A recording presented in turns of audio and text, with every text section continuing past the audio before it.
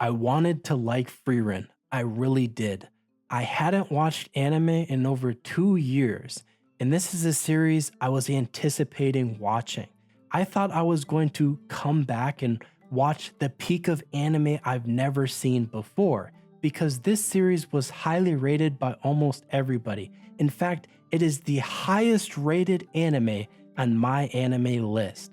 But little did I know, by episode 2 to 3, all of my expectations would be thoroughly demolished and I would be disappointed. This series is not the greatest anime of all time. It should not even be considered the most highly rated anime of all time. It is merely above average in every category at best. To be clear, this is not a Frieren is terrible video. I sat down and I watched every single episode to fully understand the weight of this series until season 2 episode 8, the latest. And also, my favorite series don't only consist of shonen. I love Made in Abyss, Love is War, Your Name the movie, many other series. The purpose of this video is to vocalize the frustration that I and many people have with how highly rated this anime is when it's undeservingly so. With that out the way, let's get into some things the series does well before I move into my biggest gripes. Now let's get into my biggest gripes. And no, I'm kidding. So some things it does well is the atmosphere is good, the voice acting is good, the animation is good, the character building is great. Now that all the Redditors and my anime list enthusiasts are out of the video, let's get into the big problems with this series. First, I would say the pacing. It's not just slow, it's misallocated. What I mean by that is, it's not like One Piece where there's so little material to where they have to stretch out like 2 to 3 moments over an entire episode. And it's like, well, I just watched a 30-minute episode and 25 of my minutes were wasted. There's too many tiny moments that get treated like they carry profound weight that they don't. An example of this was around episodes 17 and 18 in season 1. Essentially what happened was Fern came in from the cold and put her freezing hands on Stark's face, and it was seen as this funny moment. But then Stark does something similar a little bit later on, and it's seen as like this heinous thing, and he's essentially reprimanded, or explained to rather, that no girl or woman would want to be touched like that, and he essentially apologizes. And she says, well, it wasn't necessarily the hand on the face, it was the tight grip on her shoulder that was a little bit frightening. And the whole time I'm watching this, it's like, first of all, why is there so much emphasis on this? And second of all, she literally put her freezing hands on his face, and she's intimidated by his hand on her shoulder when they've known each other for how long? It's like, what am I even watching? The reason I highlighted that is because why did we have to spend 5 to 10 minutes covering those scenes? It didn't really add anything, and it didn't feel like anything meaningful was done. I believe at that point they're both respectively around 18 and 16, but they're acting like 12 and 13-year-olds. And you could say, well, one is a war orphan, and another had his family killed when the village was raided. But that doesn't excuse the nonsensical behavior. All these people do is travel and interact with different people, and we're supposed to care about these random NPCs, but then when it comes to general basics like how to interact with the opposite gender, we're supposed to assume they have no concept of being able to do that whatsoever. It just feels hollow. And many people say, well, moments like this are emphasized because of the atmospheric tension, and you can't understand it because you have TikTok brain. This is just cope. Not everything that's long and drawn out is interesting. In fact, I tried watching the series on 2 times speed, and it was significantly more interesting than 1 times, because in 1 times everything was drawn out and it felt too long, but at least in 2 times I can get through these moments that don't really hold a lot of value and get to the more important things. Another big gripe I have with the series is the main character, Frieren. She's sold as this sort of apathetic elf who never really saw importance in interacting with humans because they have such short lifespans, but then she goes through this experience of killing the Demon King, or defeating the Demon King with her crew, and then she sees all of her former crew die off, especially Himil, and she goes on this sort of retribution tour where she feels like she needs to understand humans and have a better connection with them. And that's what the series is sort of centered around. The issue is this main character comes off as a toddler. She's functionally a toddler in the brain, even though she's lived for thousands of years, and essentially a gay character as well, because there's many instances where some things just don't line up. So number one, this legendary crew that saved the whole region had an elf, and there's literally statues of this elf. Frieren, that's not a common name, but nobody seems to recognize her until later in season 1. And if they do recognize her, they only recognize the name, they don't recognize the face that looks exactly like the statue. Let me ask you a question. If you live in America and you saw Abraham Lincoln in front of you and his name was Abraham Lincoln, would you recognize him, yes or no, even though you have never seen him in flesh and blood? Most people would say yes. So why is she not being recognized? Another big issue I have, she's essentially a gay character. The series decides whether or not she's going to be strong or weak, essentially the whole vibe around the situation, and then they write out all the logic after that.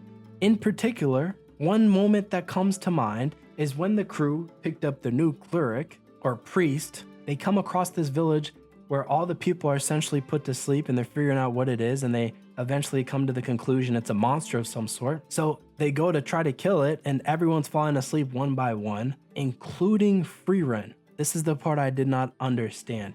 Are you telling me a mage who's lived for thousands of years, or however long it may be, is so powerful, but she can't resist a simple spell or curse that puts her to sleep? How did she function traveling alone? And I understand the point of this was to build some character for our priest, but you can't have Frieren interact like this with random monsters and then later on towards season 1 where there's a replica of her in the dungeon say, well, I analyzed you, Frieren, the second class, third class mage, and they're essentially saying, well, there's no weaknesses for you, so we don't know how to get past you. So how the hell did a random monster put her to sleep if a high quality mage, where humans are made out to be these talent machines, cannot find a way to deal with this mage? You're telling me a random monster was tier 1?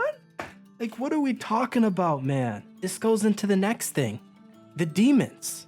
I mean, if Frieren is decided to be strong or weak, the demons, who are supposedly a large threat and the biggest antagonist, from what it seems the series is trying to position them as, is not a threat whatsoever. I mean, it had all this buildup about how demons mimic humans' voice, and at heart, they're cold-hearted creatures that are intelligent and the biggest threat to humanity. But in actuality, everything just falls flat.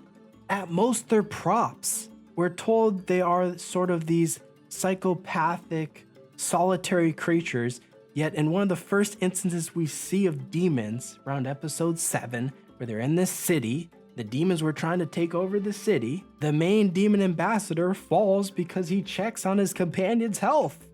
What? There was a bunch of other dumb moves, and essentially this is all attributed to, well, they're more arrogant than anything else.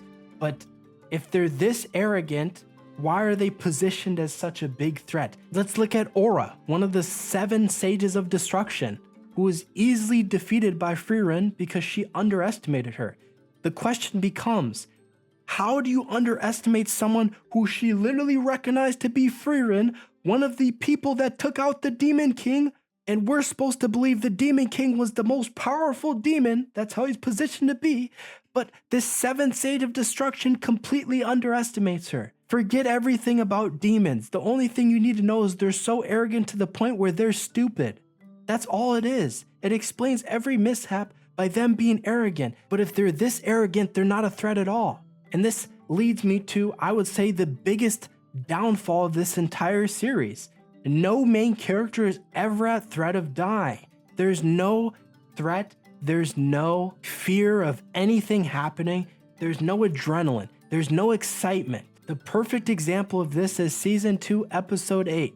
Geno, who we had a huge backstory about, gets into a fight with this demon general who has an accomplice of this young girl, where they gave her a scene of her talking about, ooh, I want to study humans. But then they just kill her off right away. So it's like, why do we even care about this character if you're just going to kill her off? Just make her some background character. But Geno and Stark are fighting this demon general who has 4 arms, and he's about to kill the demon general, and then he looks to his left and he sees a human child, which he mistakes as a survivor of the village, which I don't even know how that happened. And he takes a fatal surprise blow that seemingly does nothing and eliminates the demon after. And then directly after that, him and Stark fight the demon and take another fatal blow. This guy took 2 completely fatal blows and continues to get tagged, and he doesn't die. So the question is, what is the point in watching this series if we know for a fact no character who has any semblance of a value is going to die? You cannot paint these demons out to be these threatening characters, these threatening forces, when nobody pivotal or even someone who has a semblance of importance can be killed. The only people that are killed are random villagers or characters that are made up on the spot to add value. Frieren is essentially the Office or Friends of the anime world. It's great for a casual viewer, for someone who's never seen true peak, whether it's the fight scenes of Naruto, the world building of Made in Abyss, or the romance of Your Name. But for the trained eye, it's nothing special. In fact, I've searched online for criticisms, and all I've seen are waves and waves of people defending this series, which I didn't understand. It seems like it's being forced to be loved. Whether it's on Reddit or my anime list, it seems like there's a cult of people defending this series and not accepting any criticism and trying to justify shortcomings by deeper meaning that doesn't exist. I'm not saying it's a terrible anime. I'm saying it's average, if not above average, in almost every category. But it's absolutely not the greatest anime of all time, nor the highest rated one.